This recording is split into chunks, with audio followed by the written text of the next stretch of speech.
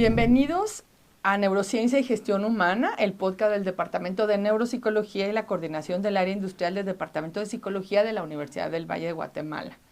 El objetivo de este espacio es conocer algunos temas vinculados con la gestión humana y la neurociencia, su aplicación y la forma en que puede ayudar a las personas. Soy la doctora García de la Cadena, directora del Departamento de Neuropsicología de la UVG y del Neurolab, y está con nosotros el ingeniero Carlos Prato, que es docente del Departamento de Ingeniería de nuestra universidad. Así que muchas gracias, ingeniero, por estar con nosotros. Muchas gracias. Bueno, en este podcast hablaremos sobre los nuevos modelos de investigación utilizando herramientas en neurociencias. Así que, por supuesto que el ingeniero da un curso en nuestra universidad sobre estrategias de análisis cognitivo y nos va a platicar, ¿verdad? Entonces voy a empezar con la primera pregunta.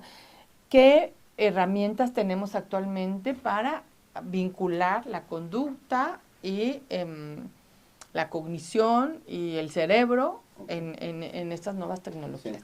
Hablando un poquito, tal vez para sentar un poquito la base, sí teníamos herramientas anteriores.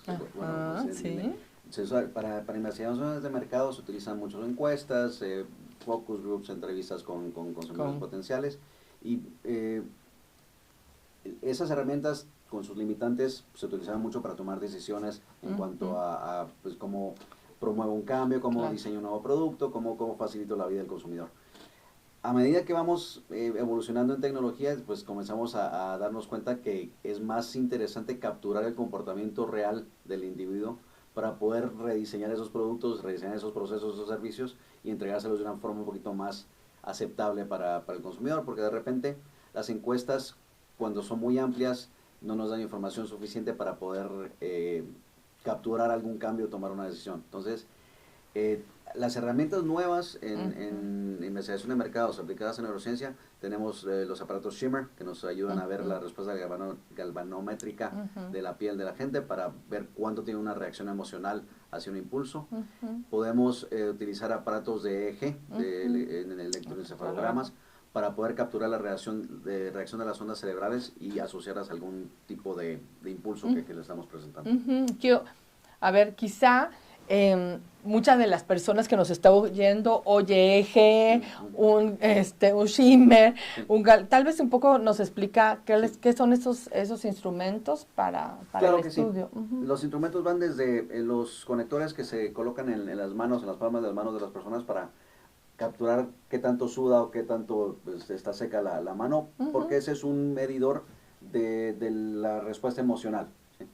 El EEG, que es el aparato que mide las ondas cerebrales, también captura el cambio en las ondas de la persona y lo compara contra parámetros ya predispuestos, ¿sí? El establecido, software, ¿no? El software ya tiene preestablecido qué reacciones se asocian con qué emociones y trata de hacer una predicción de cuál emoción está percibiendo la persona en ese momento.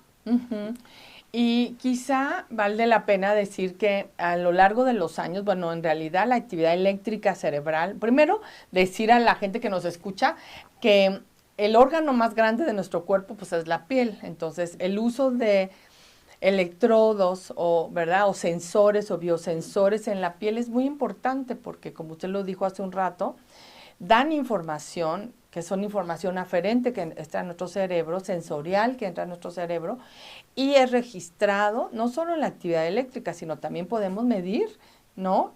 La cantidad de sudor y de calor que tenemos en alguna actividad. Y por otro lado, ¿verdad?, la actividad eléctrica.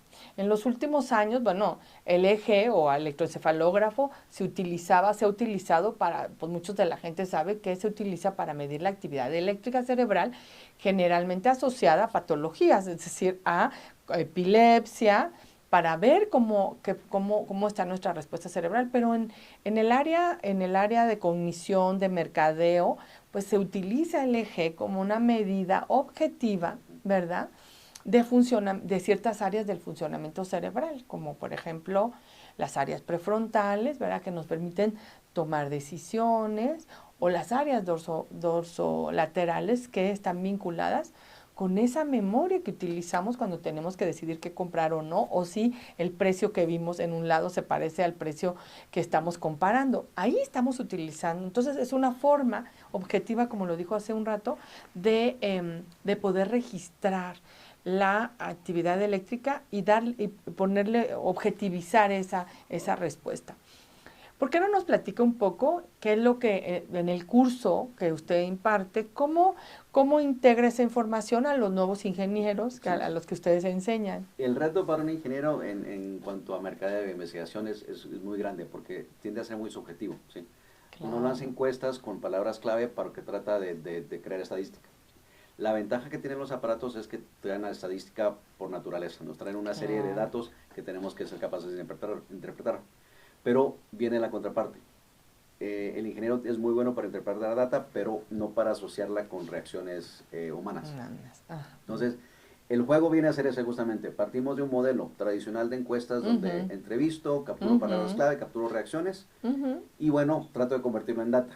Y por el otro lado tengo data cruda de los aparatos y trato de convertirlo en emociones. Entonces, para un ingeniero es muy interesante el análisis de la data cruda y es muy retante la asociación con emociones. Entonces tratamos de jugar de los dos lados, tratamos de la parte interesante, que es la parte bueno, relacionar reacción con una emoción, se captura todavía mediante también entrevistas y mediante métodos tradicionales.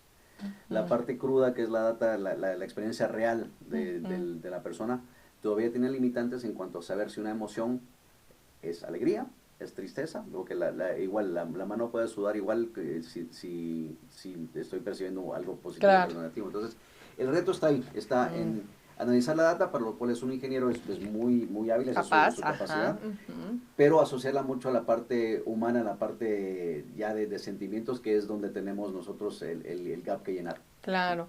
Ahora, recientemente se ha hablado mucho de esa comunicación y en los últimos años hay como un gran interés sobre neurociencia y estamos obligados, por supuesto, a estudiar cada vez más, a objetivizar más información conductual, pero también a sensibilizar a nuestras nuevas generaciones donde qué elementos también utilizar, ¿no? ¿Qué podría, por ejemplo, cómo usted enseña conducta o cómo hace para entender que los estudiantes o la gente, los ingenieros que analizan datos, ¿verdad? ¿Cómo pueden vincular con la conducta humana? La base son los datos y el reto y también la parte emocionante de incorporar neurociencias al comportamiento es que el comportamiento es real. ¿Sí? Claro. Las encuestas, las entrevistas, las pláticas pueden ser subjetivas, pero el comportamiento no miente. Entonces, al final del día, partiendo de los aparatos que nos miden el comportamiento real, también otro componente muy grande que tenemos es el manejo de Big Data. El manejo de Big Data es clave para que podamos analizar esas tendencias que tienen los consumidores y conjugar los tres elementos. ¿Sí? Desde la parte de comportamiento puntual, reacciones físicas ante un estímulo, comportamiento conductual, que es cuando entrevistamos a alguien y vemos si reacciona, si nos frunce el ceño, si se alegra o no. Y la parte totalmente fría, que son los datos crudos de su comportamiento. Bueno, de aquí hablamos, salió y tomó tales acciones y sobre eso tratamos de armar un esquema que nos permite entender ese comportamiento de una forma completa. Claro, y con cuando enseñamos a estudiantes que están tan expuestos a todas las redes, a todo eso, y que están estudiando ingeniería industrial y que están aprendiendo, ¿cómo usted cree que se dificulta? ¿Es más fácil? ¿Los estudiantes están abiertos a aprender eso, a entender que hay comportamiento y que hay que tener datos reales de cosas que pensamos o sentimos? Definitivamente todos los estudiantes están mucho más abiertos porque interactúan directamente con redes sociales, con dispositivos todo el tiempo, igual que nosotros. Pero la forma en que interactúa un estudiante es mucho más activa, en el sentido que genera más contenido. Una persona adulta genera un contenido tradicional, o nuestras transacciones que hacemos se van registrando, pero la parte conductual de qué me gusta, qué no me gusta, en qué evento estoy, si me está dando alegría o me está dando tristeza, una persona joven o un estudiante es mucho más propenso a compartir eso que una persona que Claro. un catedrático, ¿sí? Entonces, en ese sentido tienen una ventaja, ¿sí? Y lo que tratamos de complementarles es lo que llamamos el backend de esa transacción. Decir, bueno, ustedes están generando este contenido, entiendan ¿Qué de dónde? exacto, qué es lo que se hace con esa data y también aprendan a utilizarla, porque al final es una herramienta que es muy útil para poder tomar decisiones. Claro, y sobre todo pensando, para tratar de cerrar ya este capítulo, entender que los jóvenes tienen muchas oportunidades, pero tenemos que sensibilizarlos desde la ética, desde entender el comportamiento y de que los tenemos que motivar para que se sigan interesando más sobre cómo funciona el cerebro, cómo funciona el comportamiento, no solo las emociones, sino también la conducta, ¿verdad? La conducta y cómo a partir del contexto en el que están, pues pueden utilizar esa información y seguir estudiando más cosas, Correcto, ¿no? sí. Definitivamente el propósito es que el estudiante entienda lo que está generando como información. La captura de datos, eventualmente los dispositivos van a ser cada vez más sensibles, más fáciles Claro. de obtener. Es posible que podamos tener una medición de electroencefalograma en casa para poder pues, interactuar con algunos dispositivos. Ya, pero se usa solo en la parte médica, Sí. ¿no? Pero Entonces, sí, eventualmente eso esas sucederá y cosas es van a bueno que pasar. estemos preparados para comenzar a adoptar esos cambios y entender hacia dónde van. Gracias, ingeniero, un tema para mucho que hablar. Gracias a todos por acompañarnos en el podcast Neurociencia y Gestión Humana. Esperamos que este espacio esté siendo de aprendizaje para ustedes. Recuerden de nuestras redes sociales. Pueden dejarnos preguntas en nuestra página de Facebook o en Instagram y nos pueden encontrar como Neuropsicología VG. Muchas gracias. Hasta pronto. Muchas gracias.